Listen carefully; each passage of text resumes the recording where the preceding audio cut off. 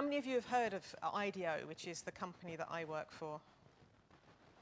Oh, a few? A few, just a few. Okay, very quick couple of slides about us as an organization.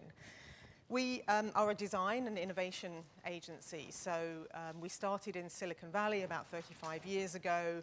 And what we do is we work with multinationals, with NGOs, with government bodies, helping them design products and services. And we've evolved over that time. We started off, we designed the first Apple mouse, we designed the first laptop. It was very firmly rooted in product design. But then we realized that the process of design thinking is actually useful in designing services. So we work a lot now in the hospitality industry, we work in education in the States, we haven't done it here. We work in retail, we work in digital services. So the middle picture, sorry, the quality is not that great here, is a retail service we designed with Prada for their stores.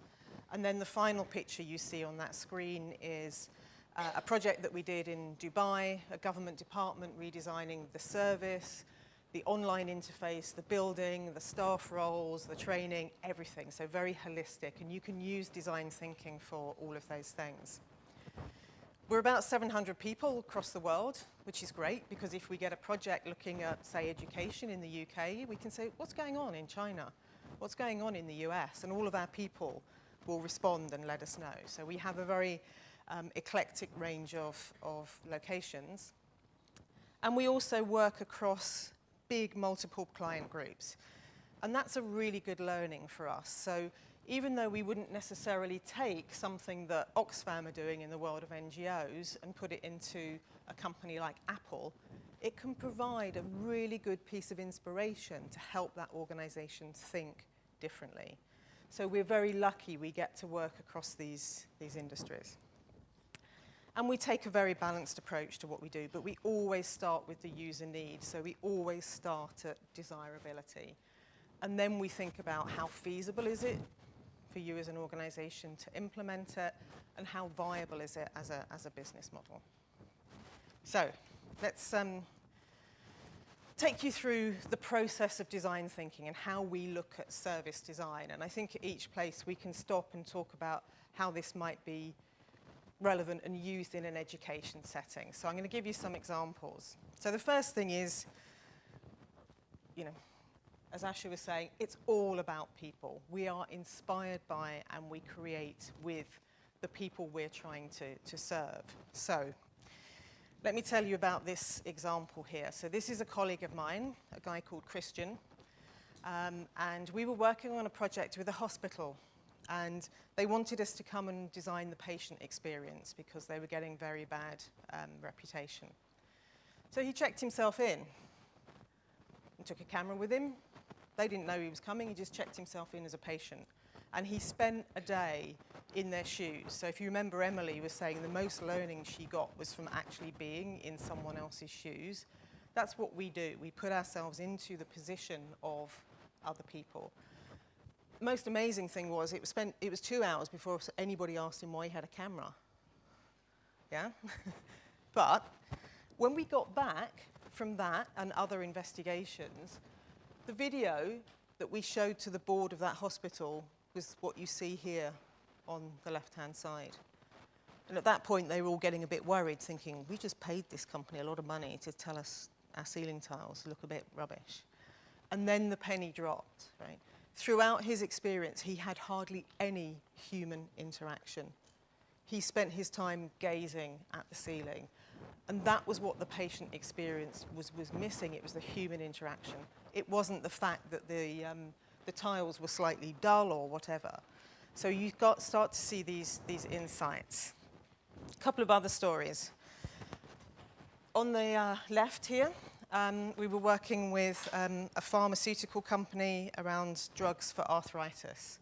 We went into this woman's house and we said, how do you take your drugs? You know, do you have any problems with your arthritis medication? She said, no, not at all. Not at all, no problem whatsoever. And we carried on the discussion for a bit. We talked about her life and how she was coping generally. And then we said, show us your routine and how you take your medication. And this is what she did. She took the bottle of medication designed to cure her arthritis and got a meat slicer and had to slice the top off. Now, if we'd have just relied on an interview with her and she'd said, no, I've got no problems whatsoever with that drug, and not asked her to show us her routine and how she did it, we'd have never have seen that she had this real problem here. And on the right-hand side, again, we were with a company around financial services, and we were talking about this woman's using her credit card, and we said, show us your credit card. And she said, I can't show you my credit card. We said, why? She said, they're in a freezer, right? That's a block of ice. So she'd put her credit card in to some water, freeze it. What does that tell you about her behavior? What was she trying to do by freezing it? Stop herself using it. She wanted some temporary time, a control period, if you like, before she spent it.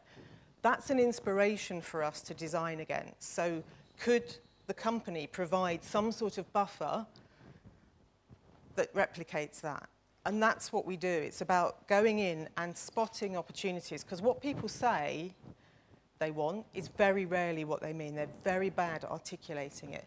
So if you think about in your context, what could you do to be kind of very observational with your students?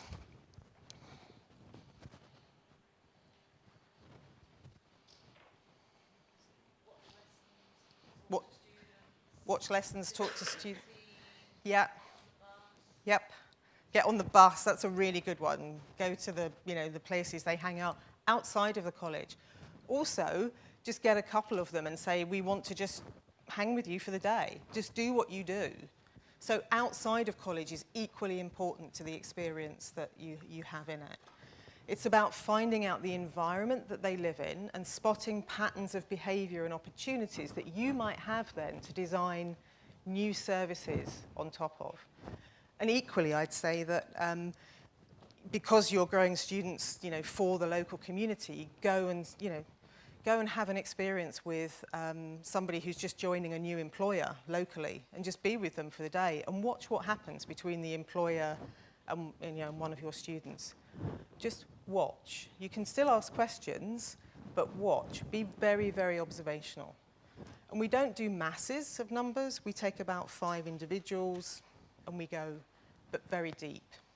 And just spot what's interesting to you, and they become the things you can design against. Second thing is we look outside of the category we're trying to design for, because that's where you get very interesting bits of inspiration. So, yes?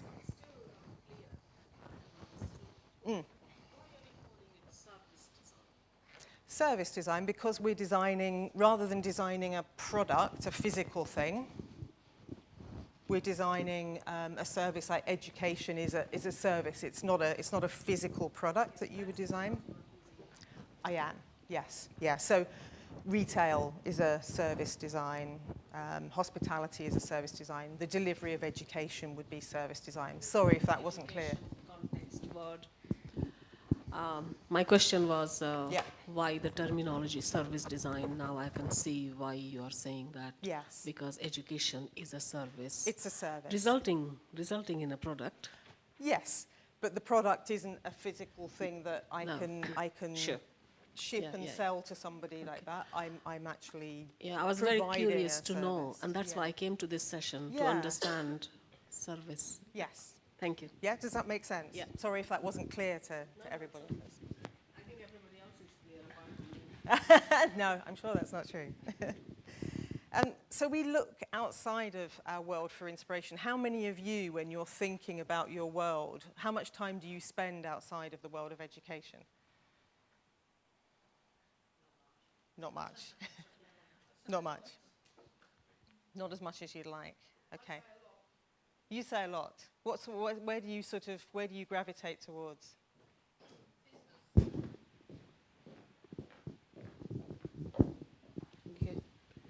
I don't work for a college, I work for a training provider, Okay. and so it's a very business-focused leadership. Yeah. Understanding, obviously, the learner is the end user, client, whatever word you want to use. Yeah. And I think what we try and do is find what we call analogous things to look at in inspiration. So this guy here, again, sorry about the quality of the slides here, he's an Arctic explorer. And we spoke to him when we were working on a project with an airline trying to help them redesign their food at 35,000 feet, because he has interesting things to tell us about nutrition in really weird circumstances. Right? So we just found someone who was very close to what we were looking for to get inspiration. Yeah? So think about what could be an analogous situation. So it might be, what might it be for education when you're trying to teach students? Music or sport, yes. So coaching and training in those sorts of areas, yep. What else? What else might you look at? Work environment. Again, where you're kind of having to impart knowledge. Anything else? Yes, anything that involves people and a provision of a service. Love it. Broaden it as wide as you can go. I was just going to say, if we're thinking about service design, we could be looking at other services that are successful. Completely, yes. What do people gravitate towards? And that can be, in your world now, that can be online services too, right? As well as face-to-face. So this one, we were working with an emergency room in a hospital, and we took them to the NASCAR race pits. It's somewhere where something comes in quickly, you do something, it needs to get out again.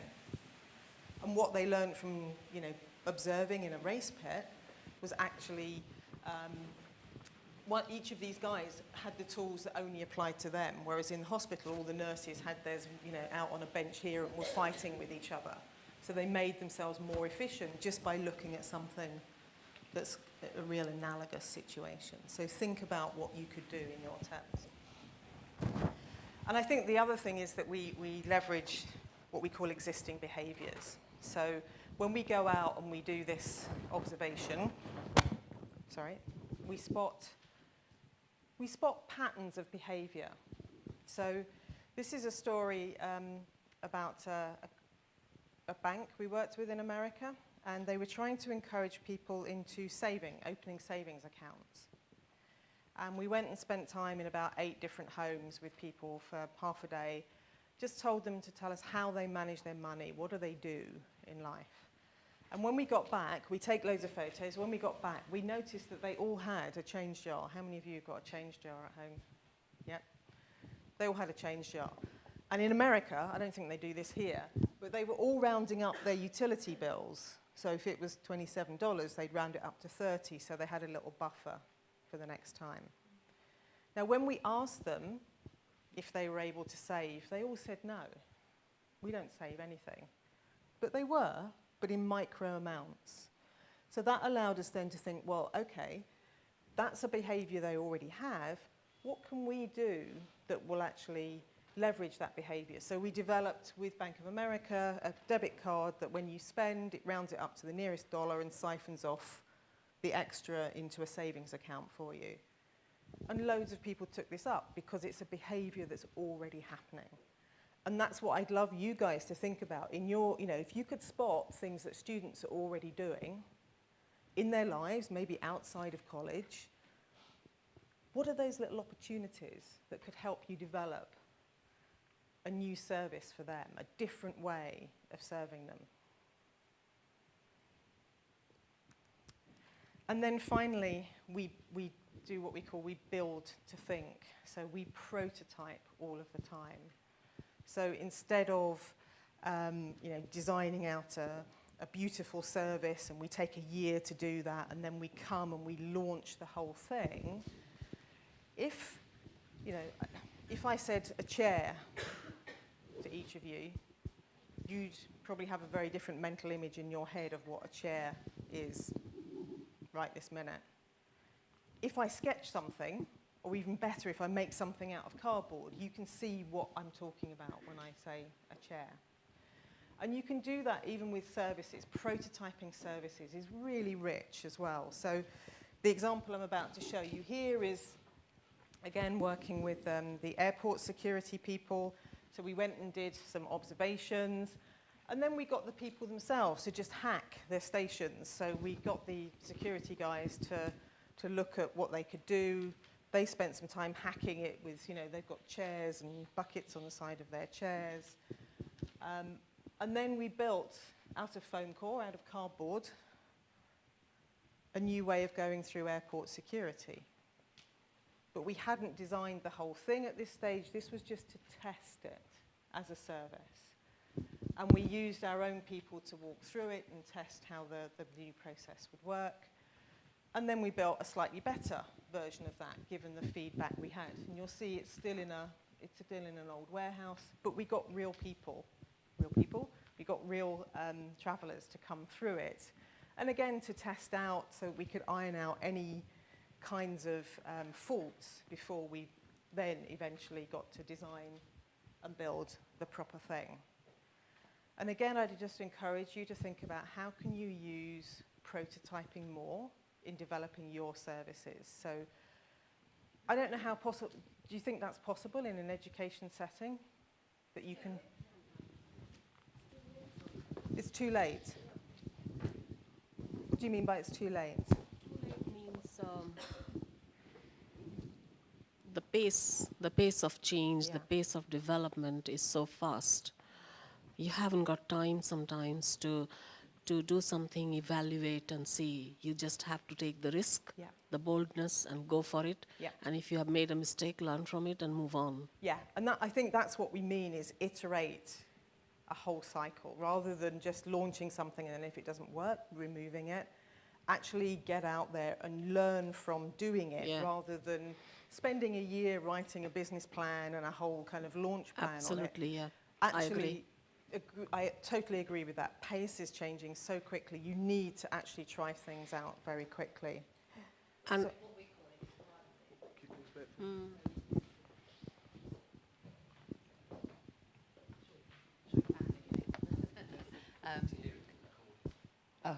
okay. What we might call it is piloting. So you will, as my colleague said, need to do something quite fast-paced, but you may not take the risk of doing it college-wide. Exactly. We always say, if the quicker you do something, the quicker you fail, but you're failing in a kind of cheapest possible way before you've actually really built the whole thing. So particularly if you're talking about, say, online, for example, we do things through other platforms where we can. So we use Facebook or we use things that people are already using to test out before we actually build a full platform. So I think for us, design thinking has these 4 stages of inspiration, gathering, being observational, and then insight. So spotting those opportunities. So what is it that people are already doing that you could perhaps take advantage of in thinking about a new service, and then coming up with some ideas around what that might be. And then implementation is about prototyping, doing things quickly, learning, but having also the guts to change it very quickly if it's not working, and talking about it, particularly if it fails. How many of you guys are, in your leadership behaviours, you think everybody's good at celebrating failure? Good. One person. Exactly. What about the rest of you? Good at celebrating failure? Or does it get... When things don't quite work how you imagine they might, do they just sort of get swept under the carpet? It's not really failure then, is it really? No. So if you take a more evolutional approach to it, then you should never fail. Great. But it might not work how you expected it to. So some people, we find in organisations, tend to hide those things. If you've invested some money in it and it hasn't quite worked and that money is lost, then it gets hidden. Our view is you should do exactly what I think you're suggesting, is treat that as evolutionary as opposed to... Yeah, pick out what's working. Yeah. So you don't continually reinvent, but then build on that. Yeah. So I think it's very important, the use of the language.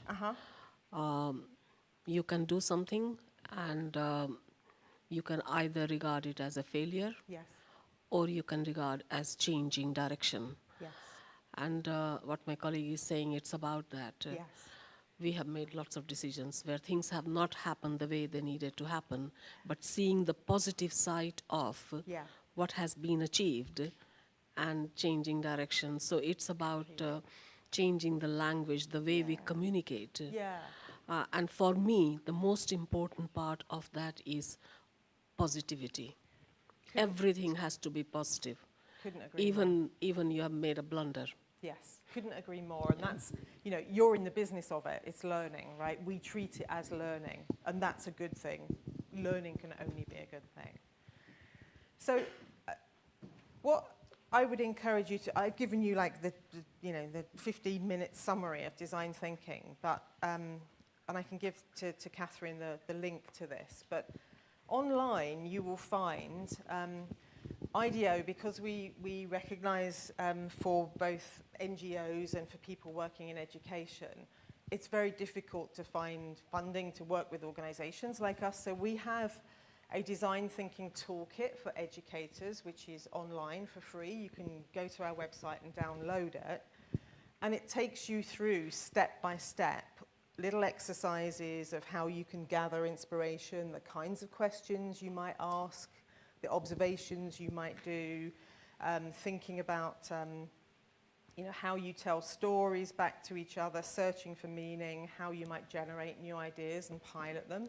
But it's very much geared at the education sector. So it's something that you can go away from here today, download it, have a look at it, and see whether as leaders you might think, is design thinking something that might help us evolve our business? Because that's what it is. It's about, whether it's new business models, new services, new experiences for your students. So we've worked, for example, in Peru. We haven't done any work in the education sector in the UK, but in Peru we built a whole system of schools from the ground up. So from the buildings to the business models to the online interface to the experience the students would have in that. And you can see examples of those case studies and how that was done online as well. So any thoughts you have about that before I move on to the second bit? Hi. What strikes me is that the new thinking or the new way of thinking is very important to all of us, and it is an expensive process, obviously, to engage an organisation to do that. But with ETF and the fact that there are hundreds of colleges who probably are facing the same kinds of issues, if we could come up with some sort of collaborative project almost to resolve a particular service design issue that we could do together, that would be a very positive step. Yeah, and I think there are loads of little things you can do yourself, but you're right, if there's a big challenge, then Catherine, or you? That's a brilliant idea. One of the things that we do know that we will do as a result of today is, from listening to the kind of comments that you're making, is going to be about developing a suite of, if you like, for want of a better word, strategic seminars, and taking the issues out of today. You are saying, we'd like to know a bit more about this, and then will be built into the offer that we are making to the sector around kind of professional development for leaders in the sector. So I will take that, write it down, and we will work with that on you. So with you, yeah. Sorry, I think over there.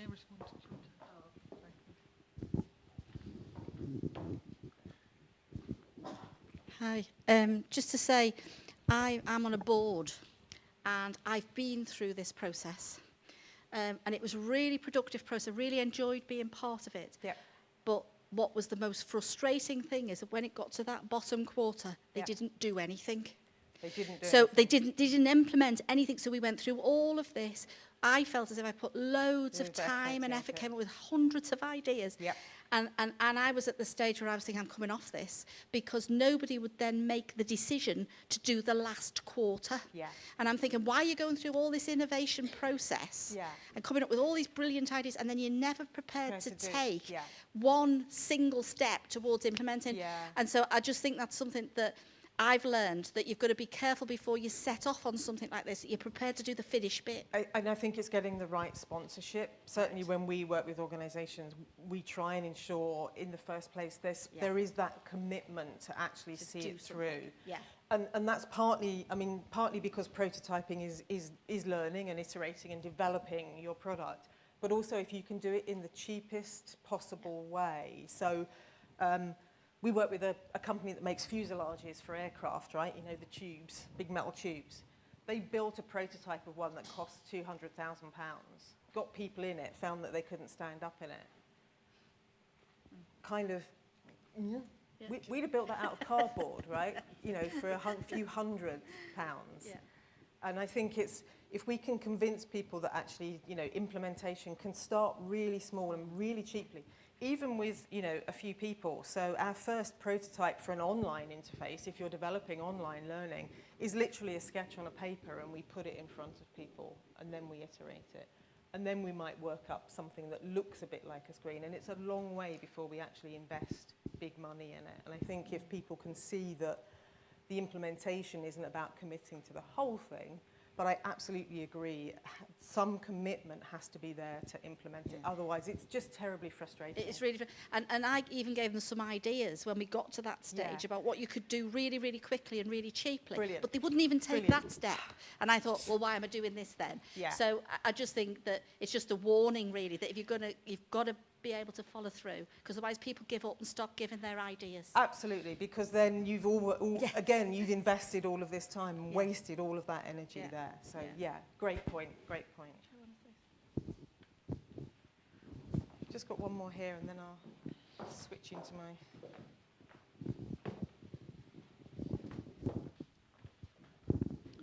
As a ETF board member, I was interested to know if you had anything specific in mind. Yeah. Lots of things. I'm not sure if it's working. I think the point you made earlier about the fact that the financial challenges are challenges and not insurmountable. I don't know if it's is absolutely key, isn't it? And so all of us are currently exploring ways in which we can, for example, improve the way we partner with large employers in our area. And so we have a view, because of our experience, of how that's actually going to happen. Yes. But actually, we need to look at it from walk in somebody else's shoes and see whether or not there are models. We all have fantastic models already, but there are ways in which we can explore how those might be made available. As an example, but I can think of 30 examples. Yeah, and exactly, and, you know, and you'd be able to find loads of other analogous situations to that with companies who are trying to partner with different people in different ways. There would be lots of interesting examples there. Well, just quickly, really, because I know that you have, as you said, got loads of examples, because the one that struck me was around use of new technologies, and actually that bit about working with students and learners who often know far more than us, and actually working with them to build, you know, really responsive curriculum to what they will need in the future is a really good, I think, example. But Okay, I'm going to sort of switch gears a bit now and start to think about how we view sort of change management and how some of those principles of design thinking might be useful in a leadership context. When you're thinking about changing culture, you know, we all know that changing organisations is hard, right? But it's not impossible. So let me just go past here. What percentage of organisational change programmes fail? Do you know? This is a figure we got from Harvard Business Review. Have a guess. Most. 70? Higher? Lower? 80-20 rule? Yeah. Spot on. Round about 70% of organisational change programmes fail. Why do we think that is? It's that reason, yeah? The commitment isn't there. What else might it be? Yeah, yeah. And I think for us, we have a view, this is not our quote, but organisational change programmes often end up as a spreadsheet, right? There's a bit of a plan somewhere in someone, you know, in someone's drawer that says, oh, we're going to do this activity, and then we're going to do this, and then we're going to do this. Oh, and by the way, when we've done all those, hey, magically we've changed, right?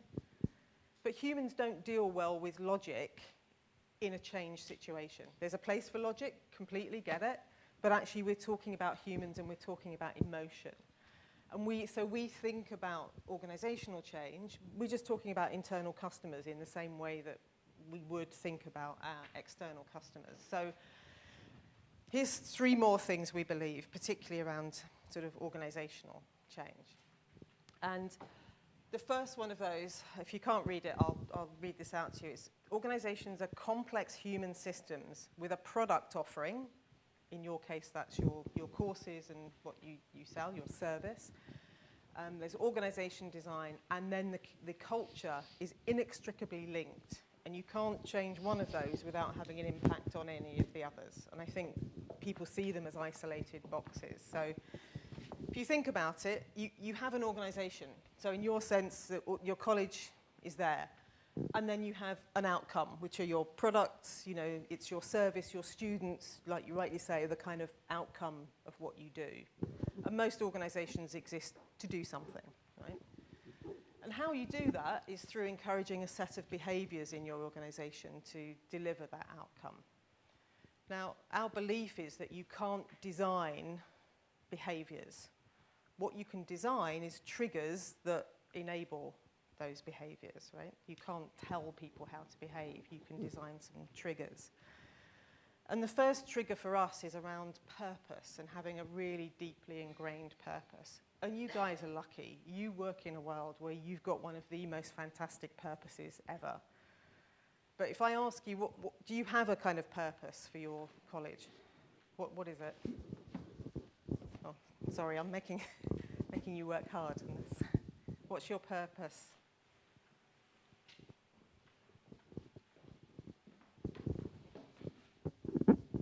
To empower young people to be independent and a full part of the community. Okay. Encourage you to ask you why, but why is that important? In our particular case, it's because all our young people have learning disabilities. Right. But in the wider sense, it's the human potential, isn't it? Yeah, and why is it important that they're part of the community?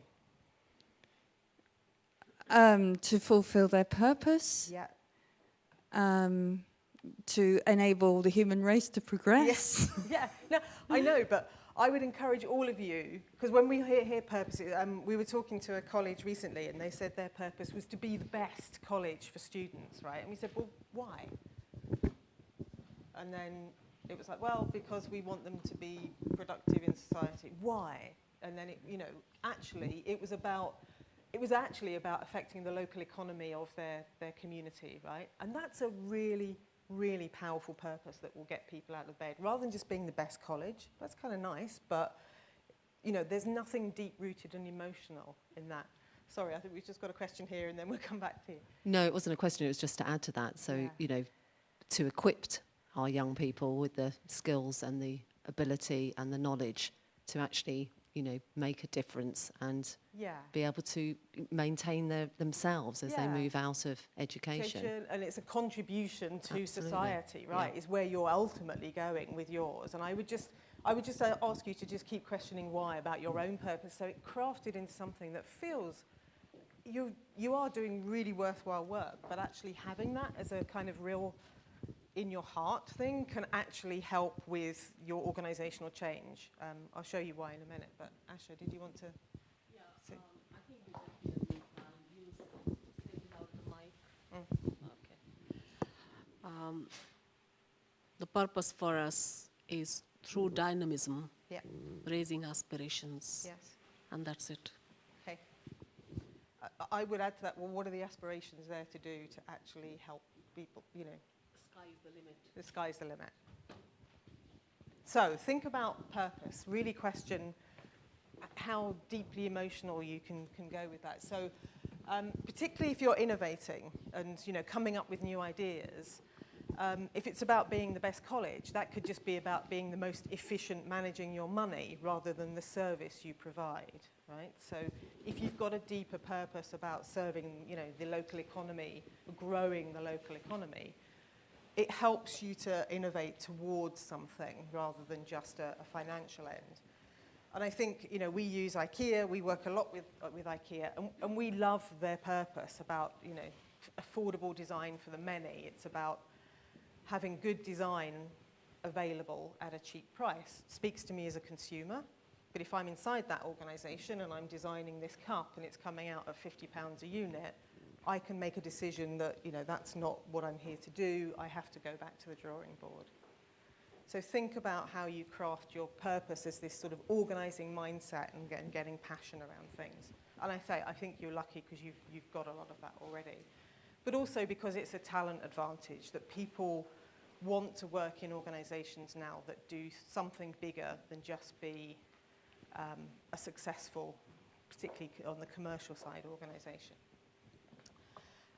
The other thing that you can design as triggers to behaviour is your organisation. So I don't know if you can read those up there, but the structure of your organisation, the infrastructure, the tools, the processes, the incentives, so how you reward people, the skills you have, and the strategy and the direction. And you guys are doing that all of the time. And we have some views about that in that a lot of companies, when they're thinking about innovation, often only think about the type of people they're providing their service for and what it is they're actually providing. Yeah, so that's where people typically tend to innovate. We also think that companies are getting better at innovating in different areas now. So like who they partner with. So whoever was talking about partnerships earlier. The capabilities that you have, the pricing model, the channel, how you distribute things, all of those things can be innovated in. And I would encourage you to just step out of the box and think, well, are there different student populations? We talked about, an ageing society earlier. What's the market there? But think companies like Amazon are really good at this, right?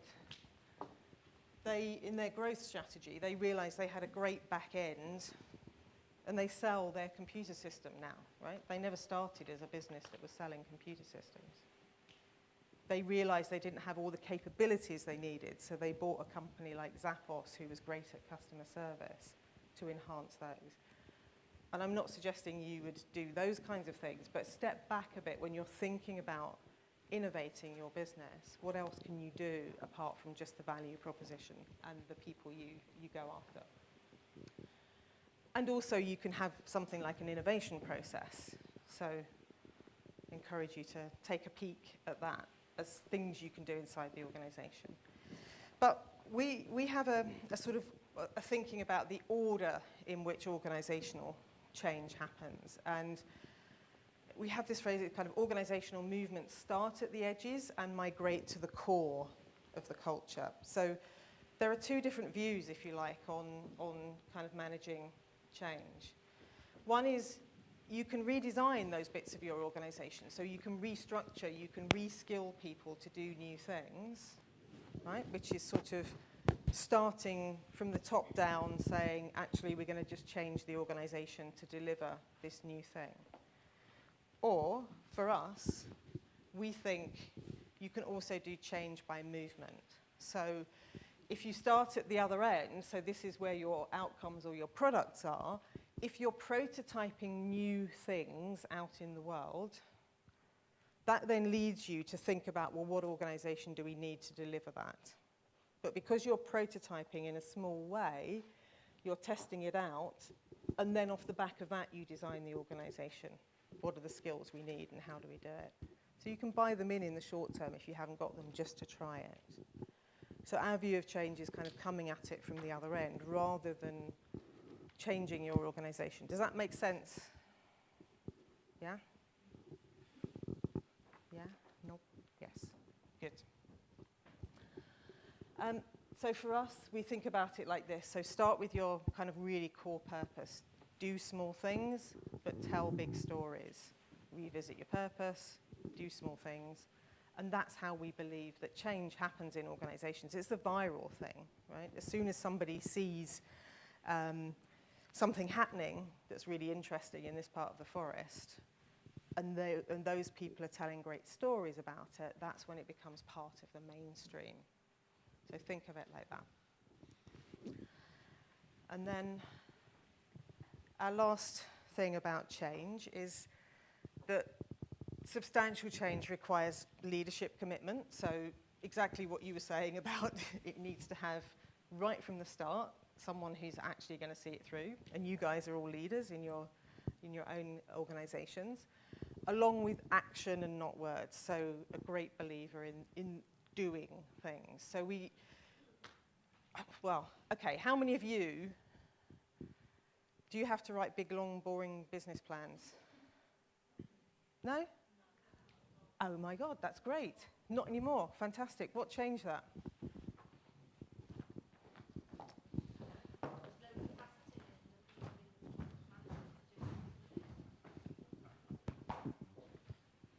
You're one of the first sectors I've come across that doesn't still operate on, you don't have to write, if you want to invest in stuff, no, you can just do it. Don't have the time to do detailed. Amazing. That's great. Planning and costings. Yes. But we just don't have the time to spend doing those big reports that we would have done in the past. Ah. So it's a much skinnier Love it. version. Which is amazing, because I think most audiences I ask that to who come from, say, the corporate world, they're still in the train of writing big, long business plans, right? And if I ask them to say, who's ever written a business plan that's gone to that plan and played out how you said it would, nobody puts their hand up.